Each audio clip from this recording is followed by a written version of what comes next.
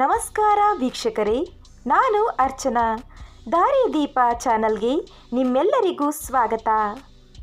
ಇಂದು ನಾವು ಹೇಳ ಹೊರಟಿರುವ ವಿಷಯ ಸರಳವಾಗಿ ಸಾಮಾನ್ಯ ಜನರಿಗಾಗಿ ನಕ್ಸಲಿಸಂ ಬಗ್ಗೆ ಸಣ್ಣ ಮಾಹಿತಿ. ಮೊದಲಿಗೆ ನಕ್ಸಲಿಸಂ ಎಂದರೆ ಏನು? ನಕ್ಸಲೀಯರು ಎಂದರೆ ಯಾರು? ನಕ್ಸಲರನ್ನು ಪ್ರೀತಿಸುವವರು ಮತ್ತು ದ್ವೇಷಿಸುವವರ ಅಭಿಪ್ರಾಯ ಬೇರೆಯೇ ಆಗಿರುತ್ತದೆ. ಆದರೆ ಸಾಮಾನ್ಯನೊಬ್ಬನ ಮೇಲ್ನೋಟದ ಸರಳ ನಿರೂಪಣೆ. ಮನುಷ್ಯ ನಾಗರಿಕ ಸಮಾಜ ಪ್ರವೇಶಿಸಿದ ಮೇಲೆ ವಿವಿಧ ರೀತಿಯ ಆಡಳಿತ ವ್ಯವಸ್ಥೆಗಳು ನಮ್ಮನ್ನು ಮುನ್ನಡೆಸಿದೆ. ಧರ್ಮಾಡಳಿತ, ರಾಜಾಡಳಿತ, ವಂಶಾಡಳಿತ, ಸರ್ವಾಧಿಕಾರ, ಮಿಲಿಟರಿ ಆಡಳಿತ, ಕಮ್ಯುನಿಸ್ಟ್ ಆಡಳಿತ, ಪ್ರಜಾಪ್ರಭುತ್ವ ಇದರಲ್ಲಿ ಮುಖ್ಯವಾದವುಗಳು. 17-18ನೇ ಶತಮಾನದಲ್ಲಿ ಯುರೋಪ್, ಅದರಲ್ಲೂ ಇಂಗ್ಲೆಂಡಿನಲ್ಲಿ ಕೈಗಾರೀಕರಣ ಬೆಳವಣಿಗೆ ಹೊಂದಿತು. ಆಗ ಬಂಡವಾಳಶಾಹಿ ವ್ಯವಸ್ಥೆ ಅಧಿಕೃತವಾಗಿ ಮತ್ತು ವ್ಯಾಪಕವಾಗಿ ಜಾರಿಗೆ ಬಂದಿತು. ಒಂದು ಕಡೆ ಶ್ರೀಮಂತ ಆಡಳಿತ ವರ್ಗ, ಮತ್ತೊಂದು ಕಡೆ ಬಡ ಕಾರ್ಮಿಕ ವರ್ಗ ಸೃಷ್ಟಿಯಾಯಿತು. ಇದು ಹೀಗೆ ಮುಂದುವರೆದು ಕೆಲ ಕಾಲದ ನಂತರ ಈ ಆಡಳಿತ ವರ್ಗ ಕಾರ್ಮಿಕರಿಂದ ಅತಿ ಹೆಚ್ಚು ದುಡಿಸಿಕೊಂಡು ಅವರಿಗೆ ಅತ್ಯಂತ ಕಡಿಮೆ ಹಣ ನೀಡುತ್ತಿದೆ ಎಂಬ ಅನುಮಾನ ಮತ್ತು ಅಸಮಾಧಾನ ಕಾರ್ಮಿಕರಲ್ಲಿ ಮೂಡತೊಡಗಿತು. ಕಾರ್ಲ್ ಮಾರ್ಕ್ಸ್ ಮತ್ತು ಏಂಜಲ್ಸ್ ಎಂಬುವವರು ಈ ಬಂಡವಾಳಶಾಹಿ ವ್ಯವಸ್ಥೆಯ ಶೋಷಣೆಯನ್ನು ಅತ್ಯಂತ ಗಂಭೀರವಾಗಿ ಮತ್ತು ಸೂಕ್ಷ್ಮ ದೃಷ್ಟಿಯಿಂದ ಗಮನಿಸತೊಡಗಿದರು. ಕಾರ್ಲ್ ಮಾರ್ಕ್ಸ್ ಮುಖ್ಯವಾಗಿ ದಾಸ್ ಕ್ಯಾಪಿಟಲ್ ಮತ್ತು ಕಮ್ಯುನಿಸ್ಟ್ ಮ್ಯಾನಿಫೆಸ್ಟೋ ಎಂಬ ಪುಸ್ತಕಗಳಲ್ಲಿ ಇದನ್ನು ದಾಖಲಿಸಿದರು. ಈ ಬಗ್ಗೆ ವ್ಯಾಪಕ ಚರ್ಚೆ, ಸಂವಾದ, ಮಂಥನಗಳಾದವು. ಜಾಗೃತಿಯೂ ಮೂಡಿತು. ಇದನ್ನೇ ಆಧಾರವಾಗಿ ಇಟ್ಟುಕೊಂಡು ಸಮಾಜವಾದ ಮತ್ತು ಸಮತಾವಾದದ ಸರ್ಕಾರಗಳು ರಷ್ಯಾ, ಹಂಗೇರಿ, ಜೆಕೊಸ್ಲೋವಾಕಿಯಾ, ಚೀನಾ, ಕ್ಯೂಬಾ ಮುಂತಾದ ಕೆಲವು ದೇಶಗಳಲ್ಲಿ ಆಡಳಿತ ವ್ಯವಸ್ಥೆಯಾಗಿ ಅಧಿಕಾರಕ್ಕೆ ಬಂದವು. ಇಂಗ್ಲೆಂಡ್, ಅಮೆರಿಕ, ಭಾರತ ಮುಂತಾದ ದೇಶಗಳು ಬಂಡವಾಳಶಾಹಿ ಮತ್ತು ಪ್ರಜಾಪ್ರಭುತ್ವ ಆಡಳಿತವನ್ನು ಪ್ರತಿನಿಧಿಸಿದರೆ, ರಷ್ಯಾ, ಚೀನಾ ಮುಂತಾದ ದೇಶಗಳು ಕಾರ್ಮಿಕರ ಹಿತಾಸಕ್ತಿಯ ಕಮ್ಯುನಿಸ್ಟ್ ಆಡಳಿತವನ್ನು ಪ್ರತಿನಿಧಿಸುತ್ತವೆ. ಸ್ವಾತಂತ್ರ್ಯಾನಂತರ ಭಾರತ ಸಂಸದೀಯ ಪ್ರಜಾಪ್ರಭುತ್ವದ ಆಡಳಿತ ರೂಪಿಸಿಕೊಂಡಿತು. ಭಾರತ ರಾಷ್ಟ್ರೀಯ ಕಾಂಗ್ರೆಸ್ ಪಕ್ಷಕ್ಕೆ ಮುಖ್ಯ ವಿರೋಧ ಪಕ್ಷವೇ ಕಮ್ಯುನಿಸ್ಟ್ ಮತ್ತು ಸಮಾಜವಾದಿ ಪಕ್ಷವಾಗಿತ್ತು. ಕೇರಳ, ಪಶ್ಚಿಮ ಬಂಗಾಳ ಪೂರ್ವದ ಕೆಲವು ರಾಜ್ಯಗಳಲ್ಲಿ ಪ್ರಜಾಪ್ರಭುತ್ವದ ಮಾದರಿಯ ಕಮ್ಯುನಿಸ್ಟ್ ಆಡಳಿತಗಳು ಅಧಿಕಾರಕ್ಕೆ ಬಂದವು. ರಷ್ಯಾದ ಜೋಸೆಫ್ ಸ್ಟಾಲಿನ್ ಮತ್ತು ಚೀನಾದ ಮಾವೋ ಸೆತುಂಗ್ ಆಕ್ರಮಣಕಾರಿ ಮತ್ತು ದಬ್ಬಾಳಿಕೆಯ ಕ್ರಮದ ಮೂಲಕ ವಿರೋಧಿಗಳನ್ನು ಸದೆಬಡಿದು ಕಾರ್ಮಿಕ ಪರವಾದ ಆಡಳಿತ ನಡೆಸಿದರು.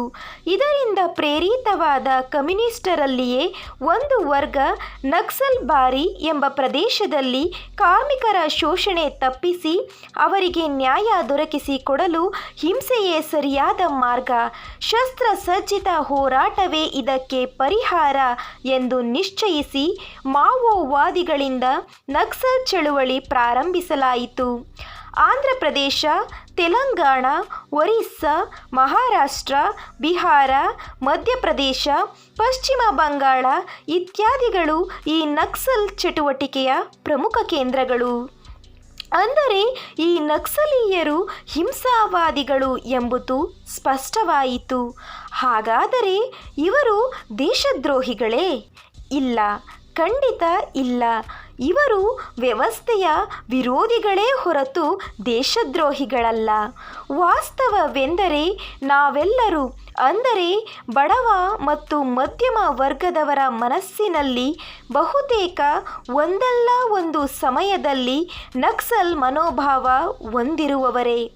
ನಮಗೆ ಅನ್ಯಾಯವಾದಾಗ, ಬೇರೆಯವರಿಂದ ದೌರ್ಜನ್ಯವಾದಾಗ, ನಮ್ಮ ಸಾಮರ್ಥ್ಯಕ್ಕೆ ಸರಿಯಾದ ಕೆಲಸ ಸಿಗದೆ ಬೇರೆ ಅನರ್ಹರಿಗೆ ಆ ಕೆಲಸ ದೊರೆತಾಗ, ನ್ಯಾಯಯುತ ಕೆಲಸಕ್ಕೆ ಲಂಚ ಕೊಡಬೇಕಾಗಿ ಬಂದಾಗ ಅದಕ್ಕೆ ಕಾರಣರಾದವರನ್ನು ಕೊಂದು ಬಿಡುವಷ್ಟು ಸಿಟ್ಟು ಬರುತ್ತದೆ ಅಲ್ಲವೇ?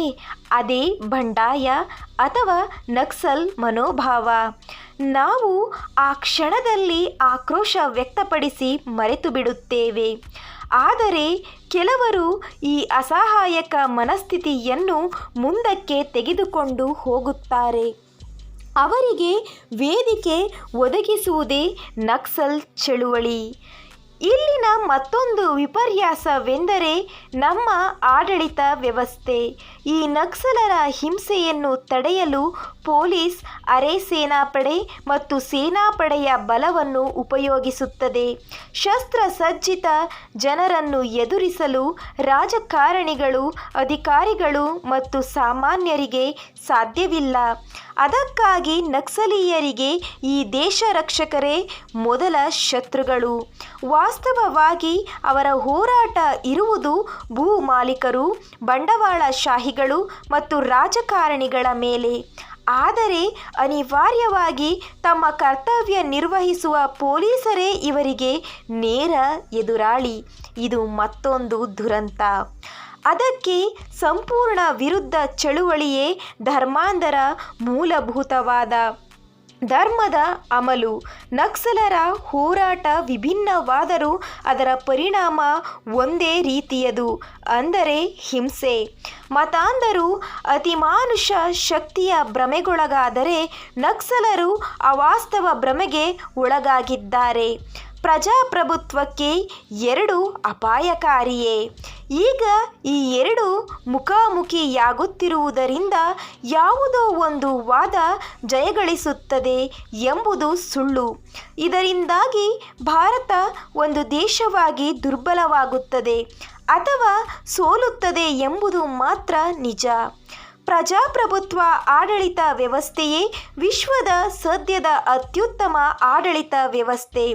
ಇದನ್ನು ಒಪ್ಪದೆ ಮೂಲಭೂತವಾದಿಗಳು ಧರ್ಮದ ಆಡಳಿತ ಬಯಸಿದರೆ ನಕ್ಸಲೀಯರು ಎಂದೆಂದೂ ಸಾಧ್ಯವಾಗದ ಹಿಂಸಾ ಹೋರಾಟ ನಡೆಸುತ್ತಾರೆ. ವಿಚಾರವಾದಿಗಳನ್ನು ಕೊಂದು ಸಂಭ್ರಮಿಸುವ ಮನೋಭಾವದ ಎಲ್ಲ ಧರ್ಮಗಳ ಧರ್ಮಾಂಧರು ಕಾರಣಗಳೇನೇ ಇದ್ದರೂ ಪ್ರಜಾಪ್ರಭುತ್ವ ವ್ಯವಸ್ಥೆಯಲ್ಲಿ ಹೋರಾಟ ಮಾಡದೆ ಹಿಂಸಾ ಮಾರ್ಗ ಹಿಡಿದಿರುವ ನಕ್ಸಲೀಯರು ದೇಶದ ಹಿತಕ್ಕೆ ಮಾರಕ ಎಂದು ಖಂಡಿತ ಹೇಳಬಹುದು. ಕೊನೆಯದಾಗಿ ಈ ಎರಡು ವಾದಕ್ಕಿಂತ ಅಂಬೇಡ್ಕರ್ ವಾದ, ಬಸವ ಮಾರ್ಗ ಮತ್ತು ಗಾಂಧಿವಾದ ಹೆಚ್ಚು ಸಹನೀಯ ಮತ್ತು ಪರಿಣಾಮಕಾರಿ. ಇದು ಸರಳ ವಿವರಣೆ ಮಾತ್ರ. ಆಳದಲ್ಲಿ ಇದಕ್ಕಿಂತ ಹೆಚ್ಚಿನ ಅರ್ಥವಿದೆ. ವೀಕ್ಷಕರೇ, ಇದರ ಬಗ್ಗೆ ಮುಂದಿನ ಸಂಚಿಕೆಯಲ್ಲಿ ಚರ್ಚಿಸೋಣ. ಧನ್ಯವಾದಗಳು. ಇನ್ನು ನಮ್ಮ ಚಾನಲ್ಗೆ ಸಬ್ಸ್ಕ್ರೈಬ್ ಆಗಿಲ್ಲ ಅಂದರೆ ಕೂಡಲೇ ಸಬ್ಸ್ಕ್ರೈಬ್ ಆಗಿ, ಲೈಕ್ ಮಾಡಿ, ತಪ್ಪದೆ ಪಕ್ಕದ ಬೆಲ್ ಬಟನ್ ಒತ್ತಿ ನಿಮ್ಮ ಬಂಧು ಮಿತ್ರರಿಗೆ ಶೇರ್ ಮಾಡಿ.